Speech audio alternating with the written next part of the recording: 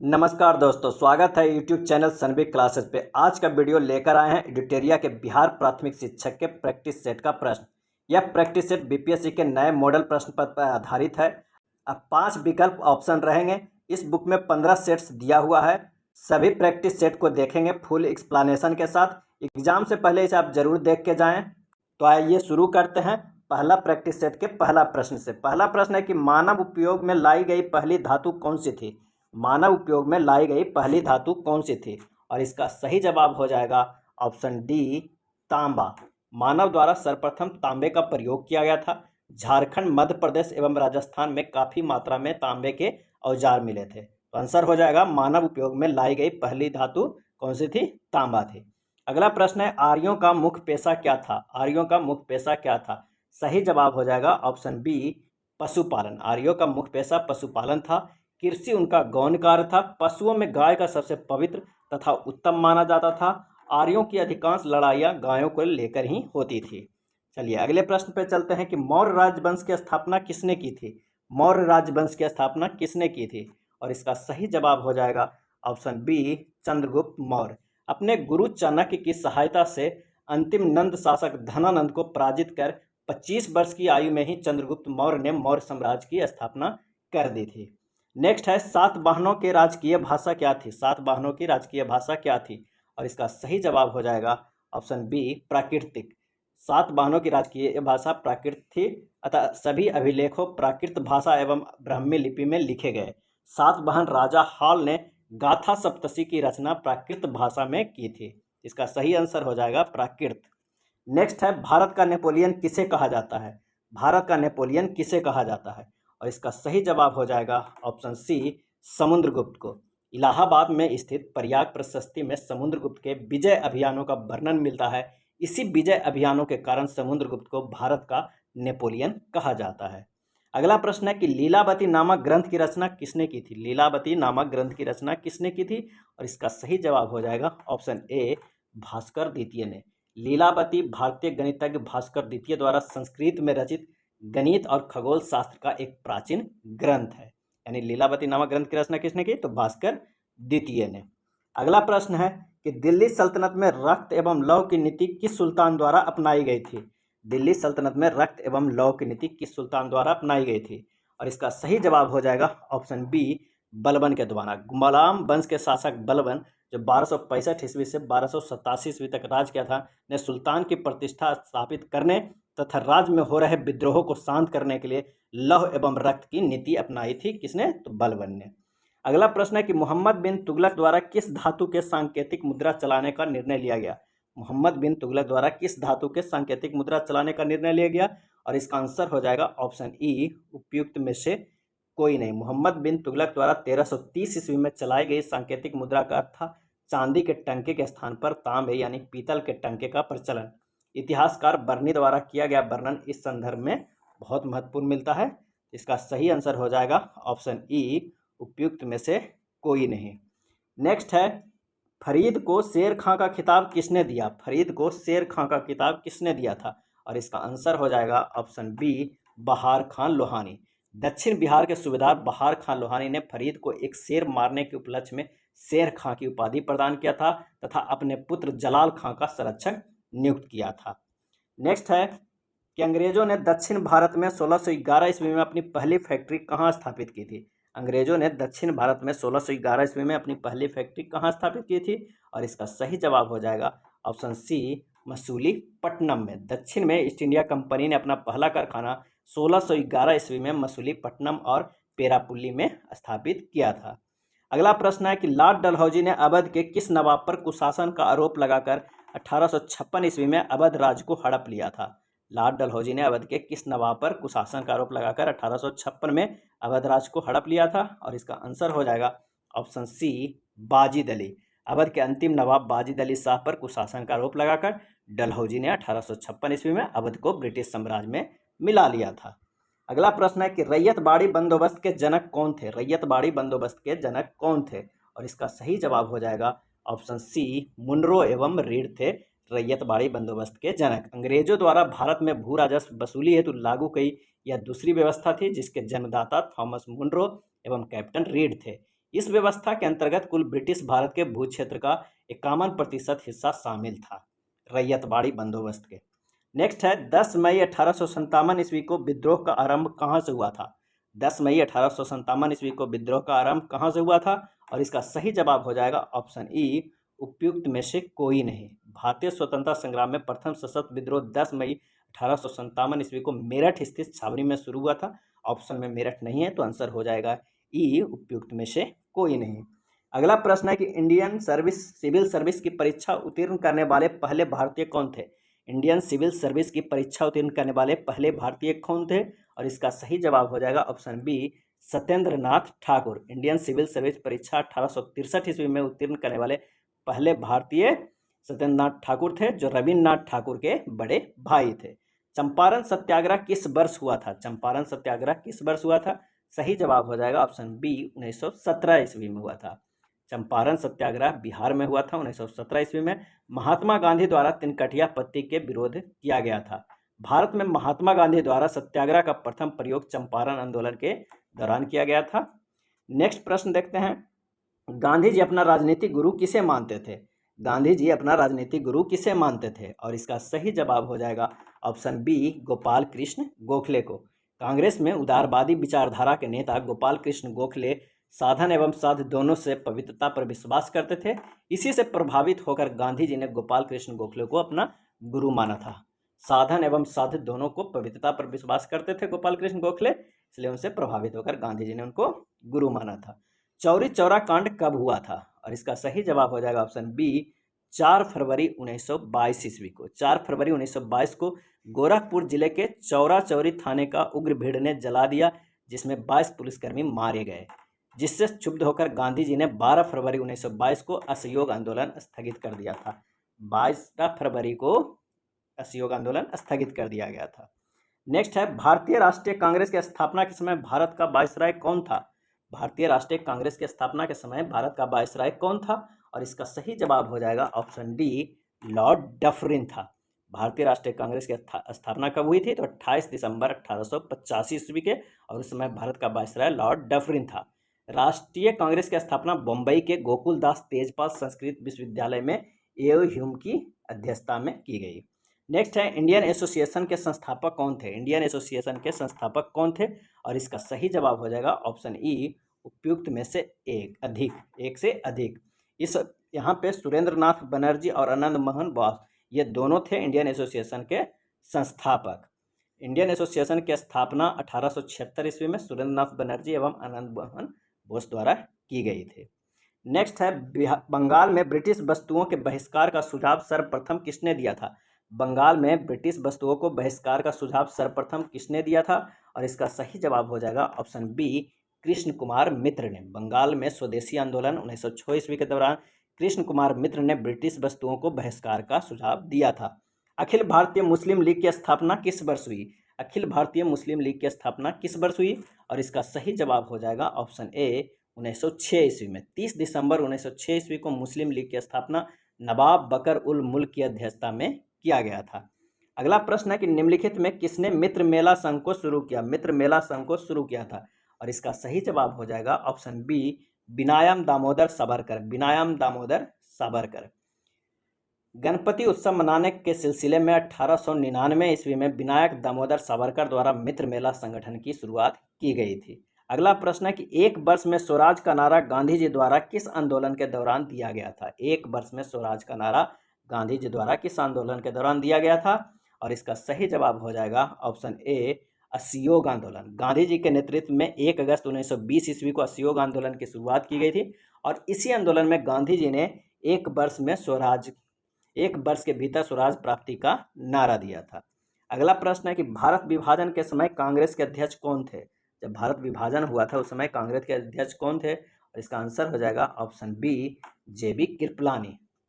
वर्ष 1947 के दिल्ली में हुई कांग्रेस के विशेष अधिवेशन के अध्यक्ष डॉक्टर राजेंद्र प्रसाद थे, जबकि भारत विभाजन एवं स्वतंत्रता प्राप्ति के समय भारतीय राष्ट्रीय कांग्रेस के अध्यक्ष जेबी कृपलानी थे।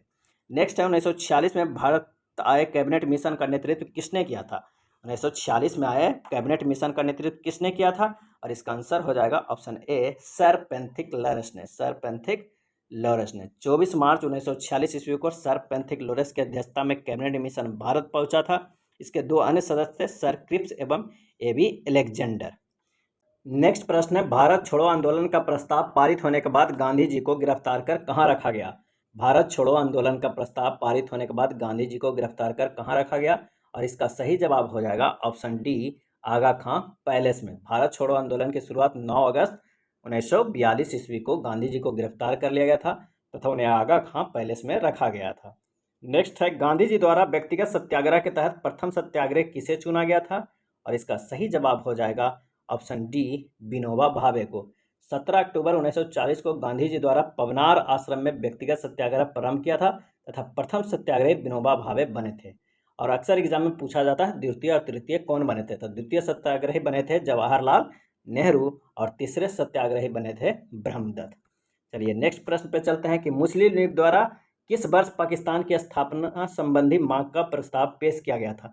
मुस्लिम लीग द्वारा किस वर्ष पाकिस्तान की स्थापना संबंधी मांग का प्रस्ताव पेश किया गया था? और इसका सही आंसर हो जाएगा ऑप्शन सी, 1940 ईस्वी में। मोहम्मद अली जिन्ना की अध्यक्षता में 23 मार्च 1940 ईस्वी के लाहौर में संपन्न मुस्लिम लीग के अधिवेशन में एक स्वतंत्र और संप्रभु मुस्लिम राष्ट्र पाकिस्तान की मांग का औपचारिक रूप से प्रस्तुत किया था। निम्नलिखित में किसने सांप्रदायिक अधिनियम घोषित किया? सांप्रदायिक अधिनियम घोषित किया था और इसका आंसर हो जाएगा ऑप्शन सी, रैमजे मैकडोनाल्ड। 16 अगस्त 1932 ईस्वी को इंग्लैंड के प्रधानमंत्री मैकडोनाल्ड ने एक घोषणा की जिसे सांप्रदायिक पंचांग कहा जाता है। नेक्स्ट प्रश्न है कि 1928 ईस्वी में नेहरू रिपोर्ट किसने तैयार की थी? 1928 में नेहरू रिपोर्ट किसने तैयार की थी? और इसका सही जवाब हो जाएगा ऑप्शन ई, उपयुक्त में से एक से अधिक। 28 अगस्त 1928 ईस्वी को लखनऊ में सर्वदलीय बैठक में सर्वसम्मति से स्वीकार किया गया नेहरू रिपोर्ट एमएल नेहरू एवं अन्य सदस्यों के सहयोग से तैयार किया गया था।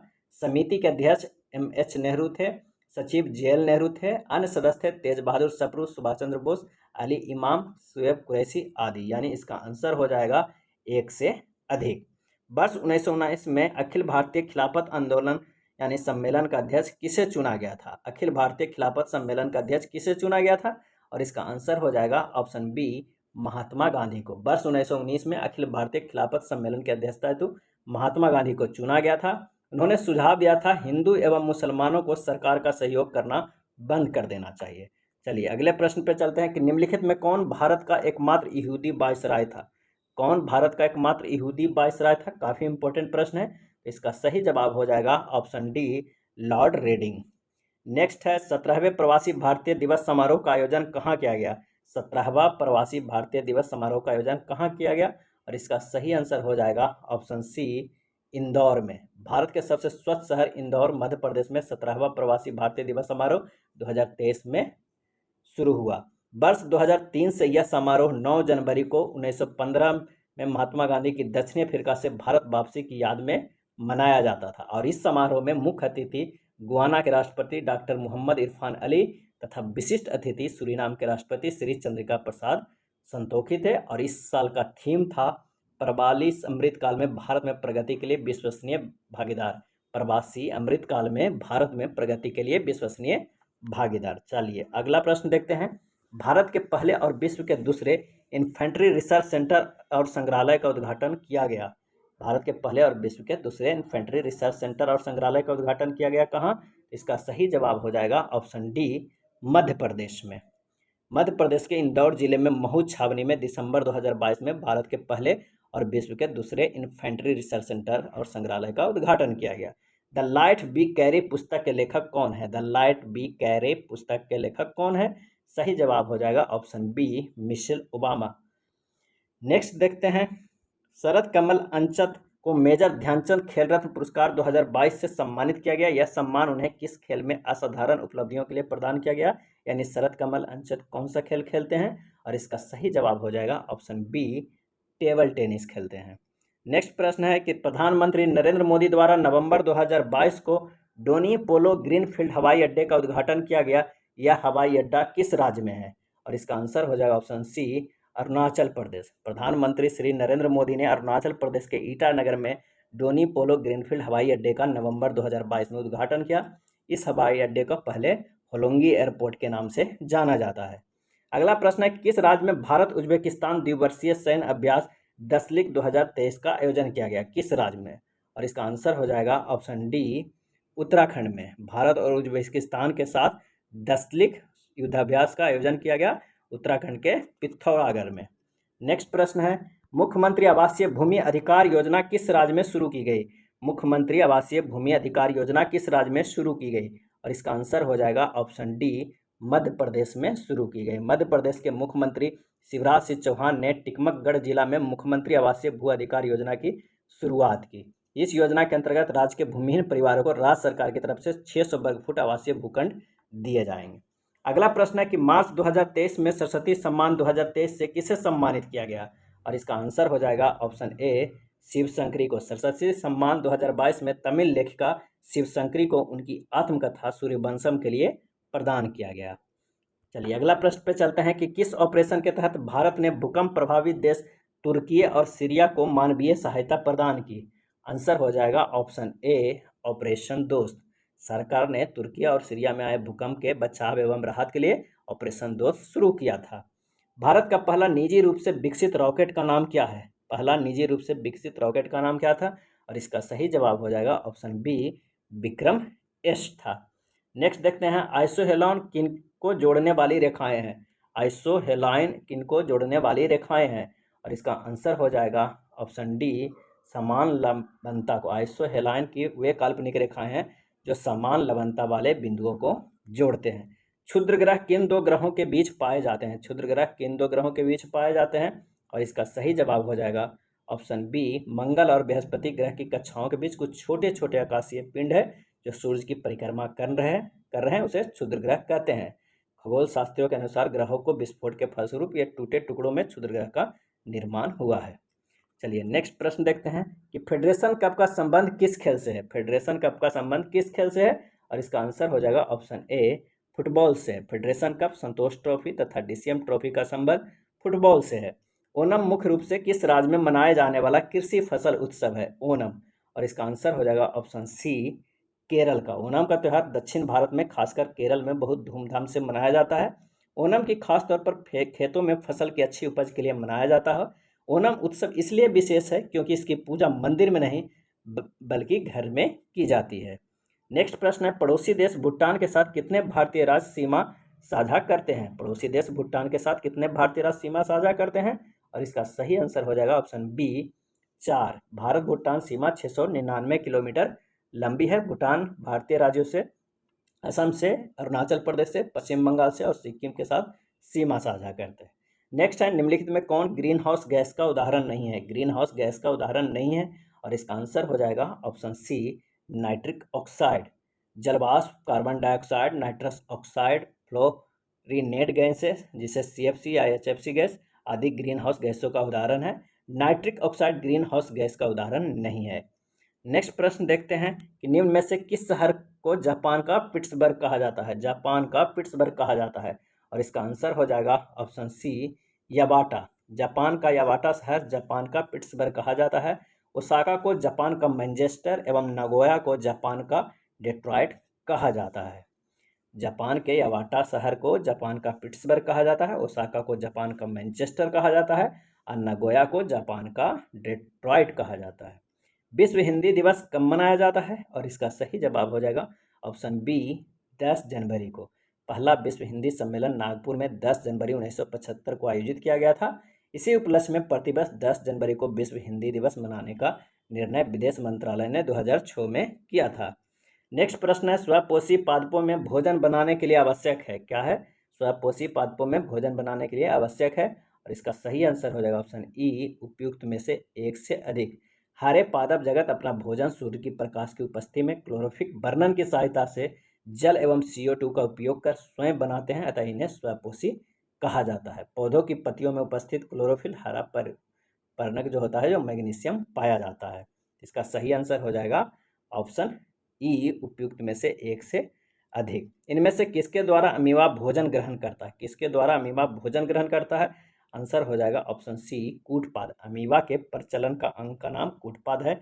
इस अंग का संकुचन एवं परासरण क्रिया विधि द्वारा अमीबा प्रचलन एवं भोजन ग्रहण करते हैं। नेक्स्ट प्रश्न है कि सूची 1 और सूची 2 को मिलान करें और सही कूट का प्रयोग करें कि इसमें से सही कूट कौन सा है। तो आइए देखते हैं, एक तरफ जीभ है, एक तरफ श्वसन अंग है। देखते हैं, जो मछली है वो गिल से श्वसन लेता है, तिलचट्टा ट्रैकिया से श्वसन लेता है, मेढक त्वचा से लेता है और लिजर्ड फेफड़ा से लेता है। इसका सही आंसर हो जाएगा ऑप्शन बी। नेक्स्ट प्रश्न है कि एक कोशीय शैवालों में जल का परिवहन होता है। एक कोशीय शैवालों में जल का परिवहन होता है और इसका सही आंसर हो जाएगा ऑप्शन बी, विसरण द्वारा। एक कोशीय शैवालों में जल का परिवहन विसरण द्वारा होता है, क्योंकि एक कोशीय शैवालों में परिवहन तंत्र का अभाव होता है। अगला प्रश्न है, निम्न में से कौन सा कथन असत्य है, ये बताना है कौन सा कथन असत्य है। तो पश्चिम मस्तिष्क 5 पिंडों में बटा होता है, ये असत्य है।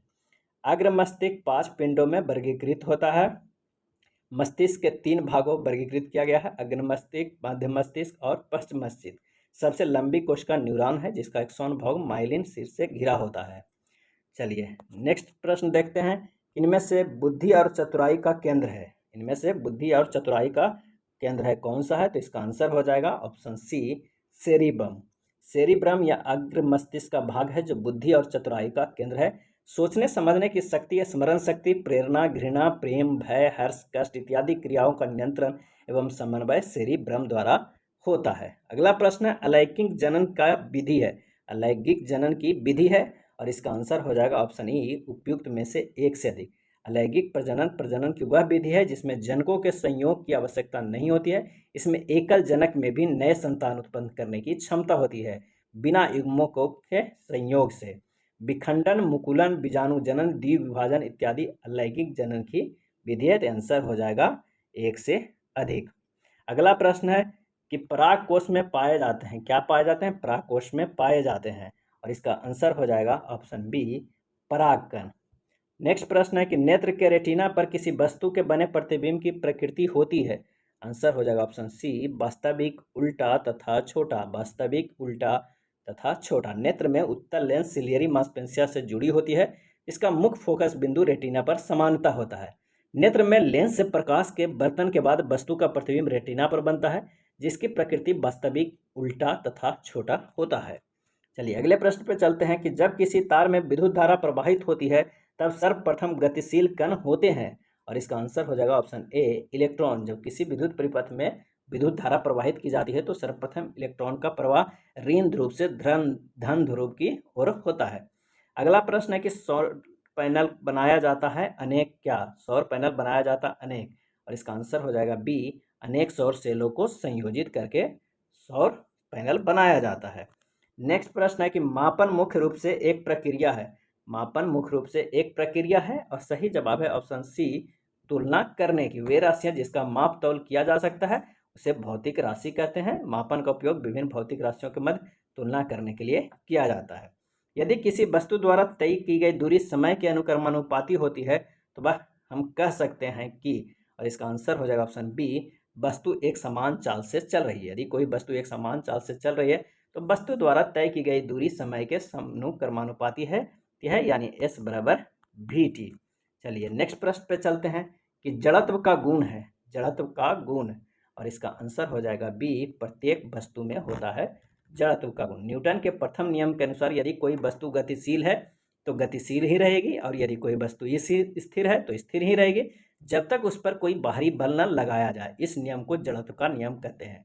जड़त्व का गुण प्रत्येक वस्तु में होता है। निर्वात में स्वतंत्रता पूर्वक गति करते हुए सभी पिंडों की, और इसका सही आंसर हो जाएगा ऑप्शन बी, त्वरण समान होता है। निर्वात में सभी वस्तुएं समान त्वरण से एक साथ गिरती है।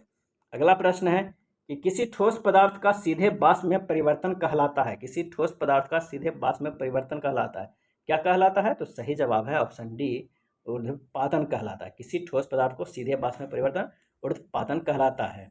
नेक्स्ट है निम्नलिखित में कौन तत्व है, इनमें से कौन तत्व है और इसका सही आंसर हो जाएगा ऑप्शन बी, आर्सेनिक। क्योंकि ये किसी भी भौतिक या रासायनिक विधि द्वारा 2 या 2 से अधिक तत्वों में विभाजित नहीं किया जा सकता है। पीतल तथा स्टेनलेस स्टील मिश्र धातु है। अगला है कैथोड किरणों से क्या उपस्थित रहते हैं, कैथोड किरणों में क्या उपस्थित रहते हैं और इसका सही जवाब है ऑप्शन ए, इलेक्ट्रॉन उपस्थित रहते हैं। इलेक्ट्रॉन की खोज जे थॉमसन ने किया था। चलिए नेक्स्ट प्रश्न पे चलते हैं कि C14 के एक परमाणु में मूलभूत कणों की कुल संख्या, C14 के एक परमाणु में मूलभूत कणों की कुल संख्या है और इसका आंसर हो जाएगा ऑप्शन डी 20 है। इलेक्ट्रॉन की संख्या इसमें 6 है, प्रोटॉन की संख्या 6 है, न्यूट्रॉन की संख्या 14 - 6 बराबर 8 हो जाएगा, यानी कुल मूलभूत कणों की संख्या क्या हो जाएगा 6 + 6 + 8, 6 इलेक्ट्रॉन 6 प्रोटॉन और 8 न्यूट्रॉन, टोटल 20। समुद्र में कौन सा लवण सबसे अधिक मात्रा में पाया जाता है? समुद्र में कौन सा लवण सबसे अधिक मात्रा में पाया जाता है? इसका सही जवाब हो जाएगा ऑप्शन सी सोडियम क्लोराइड। अगला प्रश्न है कि निम्नलिखित में किस धातु को किरोसिन में डुबाकर रखते हैं? किरोसिन में डुबाकर रखते हैं किस धातु को? आंसर हो जाएगा ऑप्शन बी सोडियम धातु को किरोसिन में डुबाकर रखा जाता है, क्योंकि सोडियम एवं पोटेशियम ऐसी धातु है जिनकी ऑक्सीजन के साथ क्रियाशीलता तीव्र होती है। वायु में इन धातुओं को खुला छोड़ देने पर ये जलने लगती है। नेक्स्ट है कि निम्न में से संविधान के किस नीति निर्देशक तत्व पर गांधी जी के नैतिक दर्शन का प्रत्यक्ष प्रभाव दिखाई पड़ता है? और इसका आंसर हो जाएगा ऑप्शन सी गोवध पर निषेध। गांधी जी के दर्शन पर आधारित संविधान के नीति निर्देशक तत्व ग्राम पंचायतों का गठन, ग्रामीण उद्योगों को बढ़ावा देना, मद्यपान निषेध, गोवध पर निषेध, कृषि एवं पशुपालन का संगठन। तो इसका आंसर हो जाएगा ऑप्शन सी। अगला प्रश्न है कि राष्ट्रपति द्वारा राष्ट्रीय आपात स्थिति की घोषणा किए जाने के बाद किन अवधि तक उसका अनुमोदन संसद के प्रत्येक सदन द्वारा हो जाना चाहिए? और इसका आंसर हो जाएगा ऑप्शन ए 1 माह के अंदर। भारतीय संविधान के अनुच्छेद 352(4) के अनुसार राष्ट्रपति द्वारा अनुच्छेद 352(1) के तहत की गई आपात स्थिति की घोषणा का अनुमोदन संसद के प्रत्येक सदन द्वारा 1 माह के भीतर हो जाना चाहिए, अन्यथा वह घोषणा प्रवर्तन में नहीं रहेगी। चलिए अगले प्रश्न पे चलते हैं कि निम्नलिखित में कौन भारत के संसद के दोनों सदनों में से किसी का भी सदस्य नहीं होता है? आइए देखते हैं आंसर कौन सा सही हो जाएगा। तो आंसर हो जाएगा ऑप्शन सी भारत के राष्ट्रपति। संविधान के अनुच्छेद 53 के तहत संघ की कार्यपालिका की शक्ति राष्ट्रपति में निहित होती है। उसका संसद के किसी भी सदन का सदस्य होना अनिवार्य नहीं है, जबकि प्रधानमंत्री एवं वित्त मंत्री का संसद के किसी एक का सदन का सदस्य होना अनिवार्य है। तो आंसर हो जाएगा ऑप्शन सी केवल 3rd। अगले प्रश्न पे चलते हैं कि संविधान के किस अनुच्छेद में प्राथमिक स्तर पर मातृभाषा में शिक्षा देने की बात की गई है? और इसका आंसर हो जाएगा ऑप्शन सी अनुच्छेद 350A में। अगला प्रश्न है कि भारत के नियंत्रक एवं महालेखा परीक्षक की रिपोर्ट की समीक्षा करने वाले संसदीय समिति है कौन है? तो इसका आंसर हो जाएगा ऑप्शन सी लोक लेखा समिति। नेक्स्ट प्रश्न है कि भारतीय संविधान के किस संशोधन के तहत उच्च न्यायालय के न्यायाधीशों की सेवानिवृत्ति की आयु 60 से 62 वर्ष की गई थी? इसका आंसर हो जाएगा ऑप्शन सी 15वें। भारतीय संविधान के 15वें संविधान संशोधन अधिनियम 1963 के जो 1963 में हुआ था के द्वारा उच्च न्यायालय के न्यायाधीशों की सेवानिवृत्ति का आयु 60 वर्ष से कितना किया गया? तो 62 वर्ष कर दिया गया। नेक्स्ट प्रश्न है कि चुनावों के दौरान राजनीतिक दलों और उम्मीदवारों द्वारा अनुपालन किए जाने वाला आदर्श आचार संहिता है? और इसका आंसर हो जाएगा ऑप्शन डी लोक प्रतिनिधित्व अधिनियम 1991 में विनिर्देशित नियम। नेक्स्ट है कि निम्न में से कौन सा जो संघ सूची के अंतर्गत नहीं होता? निम्न में से कौन संघ सूची के अंतर्गत नहीं आता है? और इसका सही जवाब हो जाएगा ऑप्शन डी लोक स्वास्थ्य। वर्तमान में संघ सूची के अंतर्गत 100 विषय शामिल है। टेलीफोन, डाक तथा रक्षा संघ सूची के अंतर्गत आते हैं, जबकि लोक स्वास्थ्य राज्य सूची के अंतर्गत आते हैं। सकल राष्ट्रीय उत्पाद मूल्यह्रास माइनस मूल्यह्रास छूट बराबर क्या होता है? सकल राष्ट्रीय उत्पाद माइनस मूल्यह्रास छूट बराबर क्या होता है? सही जवाब हो जाएगा ऑप्शन सी निबल राष्ट्रीय उत्पाद। अगला प्रश्न है कि निम्नलिखित में कौन सा युग्म सही सुमेलित नहीं है? सही सुमेलित नहीं है। आइए देखते हैं कि जो चौथी पंचवर्षीय योजना 1966 से 71 तक चला, ये सही सुमेलित नहीं है। चौथी पंचवर्षीय योजना जो है 1969 ईस्वी से कब तक चला था? 74 ईस्वी तक। 1969 से 74 ईस्वी तक था।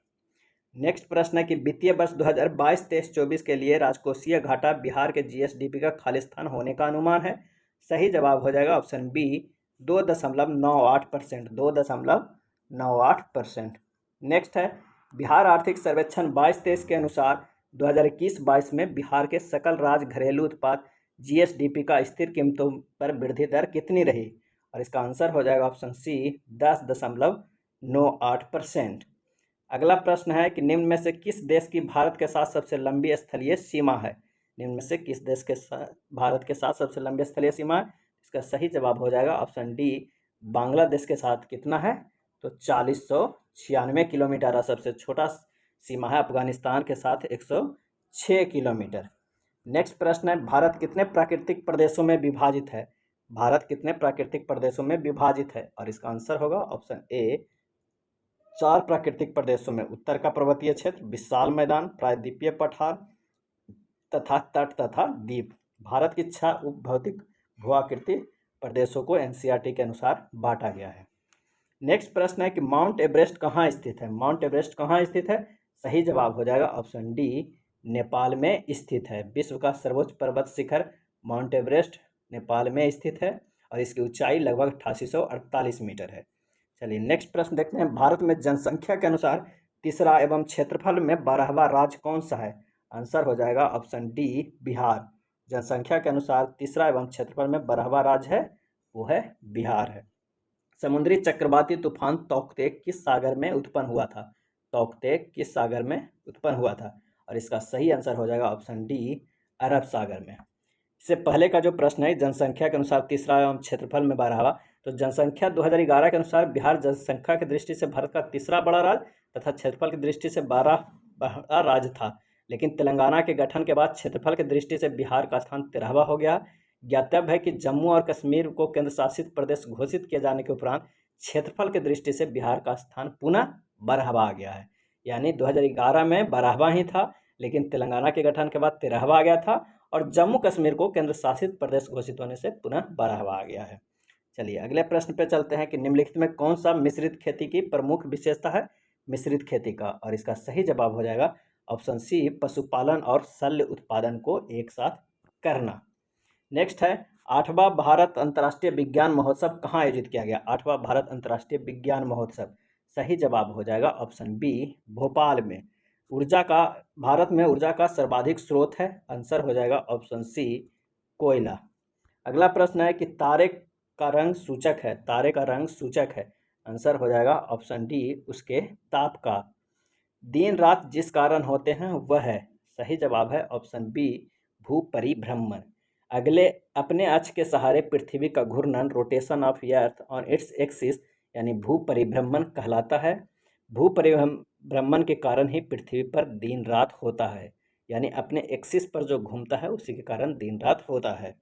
चलिए नेक्स्ट प्रश्न पे चलते हैं कि निम्नलिखित महाद्वीपों में से किसमें देशों की संख्या अधिकतम है? निम्नलिखित महाद्वीपों में किसमें देशों की संख्या अधिकतम है? और सही जवाब हो जाएगा ऑप्शन ए, अफ्रीका। प्रत्येक महाद्वीपों में देशों की संख्या कितनी है? तो अफ्रीका में 54 है, एशिया में 48 है और यूरोप में 49 है।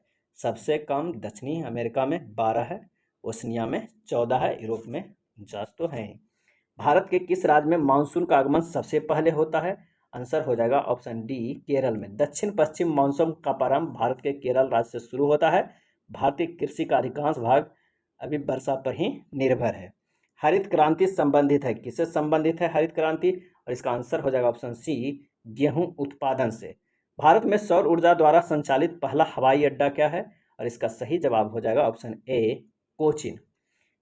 केरल स्थित कोचीन अंतर्राष्ट्रीय हवाई अड्डा भारत ही नहीं बल्कि विश्व का प्रथम सौर ऊर्जा संचालित हवाई अड्डा है। इसने यह उपलब्धि वर्ष 2015 में प्राप्त की थी। नेक्स्ट प्रश्न है कि राष्ट्रीय पर्यावरण अभियांत्रिकी शोध संस्थान NEERE अवस्थित है, और इसका सही जवाब हो जाएगा ऑप्शन सी, नागपुर में। इको मार्क उन भारतीय उत्पादों को दिया जाता है जो, इसका सही जवाब है पर्यावरण के प्रति मैत्रीपूर्ण हो, उसे इको मार्क दिया जाता है। विश्व पर्यावरण दिवस किस तारीख को मनाया जाता है? विश्व पर्यावरण दिवस किस तारीख को मनाया जाता है? और इसका आंसर हो जाएगा ऑप्शन सी, 5 जून को मनाया जाता है। विश्व पर्यावरण दिवस प्रतिवर्ष 5 जून को मनाया जाता है। प्रथम विश्व पर्यावरण दिवस वर्ष 1974 में मनाया गया था। स्टॉकहोम अंतर्राष्ट्रीय शिखर सम्मेलन वर्ष 1972 में आयोजित हुआ था और इसके बाद से ही पर्यावरण दिवस मनाने की घोषणा हुई थी। किसी परिमेय संख्या, मैथ का प्रश्न आ गया है, किसी परिमेय संख्या का हर उसके अंश से 6 अधिक है। यदि अंश में 18 की वृद्धि होती है और हर में 2 की वृद्धि होती है तो संख्या 3/2 हो जाती, तो वह परिमेय संख्या क्या है? अब माना कि परिमेय संख्या का अंश जो है वो x है और हर जो है x+6 है। अब प्रश्न में कह रहा है कि x+18 बटा x+6+2 बराबर 3/2 हो जाएगा, क्योंकि कह रहा है कि अंश में 18 वृद्धि हो रहा है, यानी x में कितना 18 वृद्धि हो रहा है और हर में 2 की वृद्धि हो रही है। तो x+6 तो पहले से हर में था, क्योंकि हर उसके अंश से 6 अधिक है तो x प्लस 6 तो पहले था और 2 बाद में हुआ तो 3/2। जब इसे आप कैलकुलेट कीजिएगा तो जो आंसर निकल के आएगा वो आएगा 2/3। ऑप्शन सी सही हो जाएगा। नेक्स्ट प्रश्न है कि यदि 5 पूर्णांक x प्लस 1 माइनस 5 पूर्णांक 3 माइनस एक्स बराबर 5 पूर्णांक 1 माइनस एक्स है तो x धनात्मक मान ज्ञात करें। अब इसे किस तरह हल करना है तो 5 के पावर x इंटू 5 माइनस 5 के पावर 3 बटा 5 के पावर x बराबर 5/5 के पावर x कर दीजिएगा और इसे सोल्व कीजिएगा तो x का मान आ जाएगा 1। तो आंसर हो जाएगा ऑप्शन सी। संख्या 6, 3, 9, 3, 8, 7 में 9 के स्थानीय मान और जातीय मान के बीच का अंतर क्या होगा। अब एक संख्या दिया हुआ है उसमें 9 का स्थानीय मान कितना होगा तो वो हो जाएगा 9000 और 9 का जातीय मान जो होगा वो 9 होगा और इन दोनों के घटाने के बाद जो आएगा वो होएगा ऑप्शन डी 8991। ये जो है वो स्थानीय मान हो जाएगा और ये जातीय मान हो जाएगा। चलिए नेक्स्ट प्रश्न पे चलते हैं कि निम्नलिखित व्यंजक का गुणनखंड ज्ञात करें। x² माइनस 9x प्लस 18 का व्यंजक क्या होगा। तो आइए देखते हैं कि x² minus 6x minus 3x कर देंगे तो माइनस 18x हो जाएगा और प्लस 18। जब इसे हल करेंगे तो x प्लस कितना आएगा x माइनस 6 और x माइनस 3 आएगा। तो आंसर हो जाएगा ऑप्शन डी x माइनस 6 और x माइनस 3 क्योंकि x² minus 6x minus 3x plus 18 है। नेक्स्ट प्रश्न है कि एक परीक्षा में 94% छात्र उत्तीर्ण हुए और 66 छात्र अनुत्तीर्ण हुए तो परीक्षा में उपस्थित कुल छात्रों की संख्या ज्ञात करें। तो 6% लोग अनुत्तीर्ण हो गए तो कितना छात्र हो गए 66। तो 1% बराबर कितना हो गए 11। तो टोटल 100% बराबर कितना हो जाएंगे 1100। यहाँ पर 110 आंसर दिया हुआ है, यहाँ पर 1100 होना चाहिए, एक और 0 होना चाहिए तो ऑप्शन हो जाएगा डी। इसका आंसर हो जाएगा 1100। चलिए अगले प्रश्न पे चलते हैं कि यदि 10 पुस्तकों का क्रय मूल्य 8 पुस्तकों के विक्रय मूल्य के बराबर है तो लाभ या हानि प्रतिशत करें। 10 पुस्तकों का क्रय मूल्य 8 पुस्तकों के विक्रय मूल्य के बराबर है तो लाभ या हानि प्रतिशत ज्ञात करें। तो प्रश्न में कह रहा है कि 10 क्रय मूल्य बराबर कितना 8 विक्रय मूल्य। तो क्रय मूल्य बटा विक्रय मूल्य बराबर कितना हो जाएगा 4/5। तो लाभ बराबर होता है विक्रय मूल्य माइनस क्रय मूल्य। तो 5 विक्रय मूल्य है और 4 क्रय मूल्य है तो 1 हो जाएगा। तो लाभ परसेंट बराबर लाभ गुना 100 बटा क्रय मूल्य यानी 1 गुना 100/4 बराबर 25%। यानी लाभ जो होगा वो 25% के हो जाएगा। ये सही आंसर हो जाएगा। नेक्स्ट देखते हैं यदि 15 दिनों के लिए 6 पुरुषों की मजदूरी 2400 रुपया है तो 11 दिनों के लिए 9 पुरुषों की मजदूरी क्या होगा। तो यह प्रश्न से इसे बना दीजिएगा। एक फार्मूला होता है M1 इंटू D1 बटा W1 बराबर M2 इंटू D2 बटा W2 और रख देना है कि 6 गुना 15 बटा 2400 और 9 गुना 11 बटा WT। जब सोल्व कीजिएगा तो 2640 आएगा। ऑप्शन बी सही हो जाएगा। अगला प्रश्न है कि यदि साधारण ब्याज पर रखी गई एक धनराशि 25 वर्ष में स्वयं को दुगनी हो जाती है। साधारण ब्याज पर रखी गई एक धनराशि 25 वर्ष में स्वयं को दुगनी हो जाती है तब प्रति वर्ष ब्याज की दर क्या होगा। और इसका आंसर हो जाएगा ऑप्शन ए 4% होगा। ये काफ़ी सिंपल है, आप इसे सोल्व कर दीजिएगा कि माना कि धनराशि पी है 25 वर्ष बाद कितना हो जाता है 2p हो जाता है। साधारण ब्याज कितना हो जाएगा मिश्रधन माइनस मूलधन बराबर 2p माइनस पी बराबर है p हो जाएगा। साधारण ब्याज p दिया हुआ है तो साधारण ब्याज का फार्मूला था p into R into T बटा 100। तो आर इससे निकल जाएगा कितना हो जाएगा 4% हो जाएगा। नेक्स्ट प्रश्न है दो संख्याओं का महत्तम समवर्तक 11 दिया हुआ है, उनका लघुत्तम समवर्तक 686 दिया हुआ है। तो एक संख्या 66 है तो दूसरी संख्या क्या होगा। तो दूसरी संख्या बराबर होता है LCM गुना SCF बटा पहली संख्या। तो इसे सोल्व कीजिएगा। LCM कितना है तो 686 है, SCF 11 है बटा 86 है और इसे जब काटिएगा तो इसका सही आंसर आ जाएगा ऑप्शन सी 116। कितना आ जाएगा 116। यहाँ पर 166 दिया हुआ है, मिस प्रिंट है, इसका सही आंसर हो जाएगा 116। नेक्स्ट प्रश्न देखते हैं कि यदि 9 विद्यार्थियों के औसत अंक 25 है तथा 6 विद्यार्थियों का औसत अंक 80 है तो 15 विद्यार्थियों का औसत अंक ज्ञात कीजिए। 9 विद्यार्थियों का कुल अंक कितना होगा तो 25 है, 25 गुना 9 225 हो जाएगा। 6 विद्यार्थियों का कुल अंक कितना होगा, 80 गुना 6 बराबर 480। तो इस प्रकार 15 विद्यार्थियों को प्राप्त अंक कितना होगा, 225 प्लस 480 कितना हो जाएगा, 705 हो जाएगा। तो 15 विद्यार्थियों का औसत 705 बटा 15, इसका सही आंसर आ जाएगा 47। नेक्स्ट रीजनिंग का ये देखते हैं, दिए गए अनुक्रम में लुप्त संख्या ज्ञात करें। 2, 6, 10, 17, 52, 94, खाली स्थान 861। तो बताना है कि इस खाली स्थान में कौन सा अंक आएगा। तो 2 से जो 6 गया है वो +4 गया है, 6 से 10 +4 है, 10 से 17 गया है +7 गया है, 17 से 52 गया है +35, 52 से 94 गया है +42। तो यहाँ पर हम देख रहे हैं कि 4, 7, 35, 42, फिर 94 से खाली स्थान, फिर 861 के आ गया है, इसके अंतर में नहीं है। और 4 से 4 गुना 1 हुआ है, शुरुआत में जो गया है 2 से 4, तो ये 4 गुना 4 बढ़ा है, फिर से 6 से 10 तो 4 बढ़ा, तो 4 गुना 4 यहाँ पर 1 हुआ है। लेकिन 10 से जो 17 गया है वो 7 गया है, तो 4 +3 हुआ है, जो 4 था उसके +3 हुआ है, यानी 7 हुआ है। अब फिर क्या हुआ है कि 7 गुना 5 हुआ है, क्योंकि 17 से जो 52 गया है वो 35 बढ़ा है। इसी तरह जब सोल्व करेंगे कि पहले 1 से गुना होगा, फिर 3 बढ़ेगा, फिर 5 से गुना होगा, फिर 7 बढ़ेगा, फिर 9 से गुना होगा, 11 बढ़ेगा। तो इसका जो सही आंसर हो जाएगा वो हो जाएगा बी 472। नेक्स्ट प्रश्न है कि दिए गए अक्षर श्रृंखला में लुप्त अक्षर समूह को दिए गए विकल्पों को चयनित करिए, यानी GKH, DNL, WQO, TTS, GWH। जी से डी गया है तो ये -3 गया है, और इसका जो विपरीत है, डी का विपरीत है वो डब्लू है, और डब्लू से -3 गया है तो टी बना है, और इसका टी का जो विपरीत है वो जी है। इस तरह गया है, पहले विपरीत गया है और उसके बाद माइनस में गया है। के से जो गया है वो +3 गया है, एन से +Q +3 गया है, क्यू से टी +3 गया है, और टी से डब्लू +3 गया है, और डब्लू से जेड जो होगा वो +3 जाएगा, और इसमें जो है क्या होगा, माइनस में तो डी रहेगा, यानी डी और आपको तो मिल जा रहा है जेड, डी और जेड दो मिल रहा है, तो ऑप्शन हो जाएगा ए, DJL। नेक्स्ट प्रश्न देखते हैं कि दिए गए पैटर्न को ध्यानपूर्वक अध्ययन करें और यह संख्या चुनें कि जो से प्रश्न चिन्ह के साथ आएगा। 64, 160, 175, 14, 18, 17, 16, 20 और खाली स्थान। यहाँ जो किया हुआ है कि 16 × 1 + 4 बराबर 16 गुना 4 किया हुआ है, यानी 16 × 4 = 64।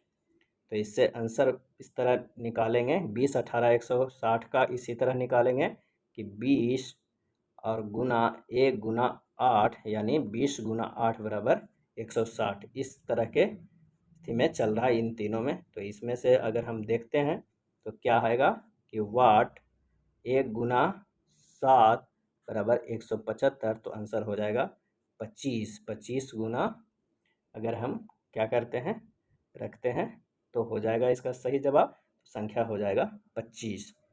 नेक्स्ट है 15 बच्चों की एक पंक्ति में जब आरजू का स्थान दाहिने और 3 स्थान परिवर्तन किया गया तो वह दाहिने सिरे से 8वें स्थान पर आ गया, वह पहले पंक्ति के बाएं सिरे पे कौन से स्थान पे था। इस तरह आप लाइन खींच के आप बैठा लीजिएगा, और इसका आंसर जो होगा वो बता दिया देते हैं। तो आंसर होगा ऑप्शन ए 5 होगा। जिस प्रकार रेखा वर्ग से संबंधित है उसी प्रकार जो चाप संबंधित किससे है, और इसका आंसर हो जाएगा ऑप्शन सी वृत्त से है।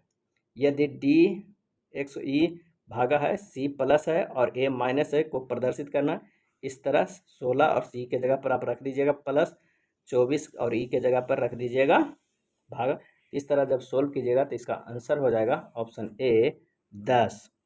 अगला प्रश्न है कि निम्नलिखित विकल्पों में वह शब्द चुने जो दिए गए शब्द अक्षरों को प्रयोग करके नहीं बनाया जा सकता है। इन अक्षरों से प्रयोग करके नहीं बनाया जा सकता है, तो इसका आंसर हो जाए ऑप्शन सी टेंट नहीं बनाया जा सकता है, क्योंकि टेंट में 2 टी आता है, इसमें 1 ही टी है तो नहीं बनेगा।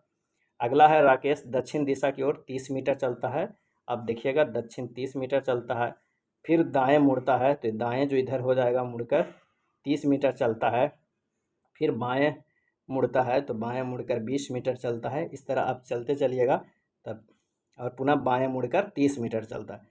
इसका जो सही जवाब हो जाएगा वो हो जाएगा ऑप्शन सी 50 मीटर। नेक्स्ट है इस तरह का एक इक्वेशन दिया है, उसका मान ज्ञात करना है। तो जब इसे आप सोल्व कीजिएगा तो आंसर हो जाएगा ऑप्शन बी 11। ये था बीपीएससी प्राथमिक शिक्षक के प्रैक्टिस सेट नंबर 1 का प्रश्न।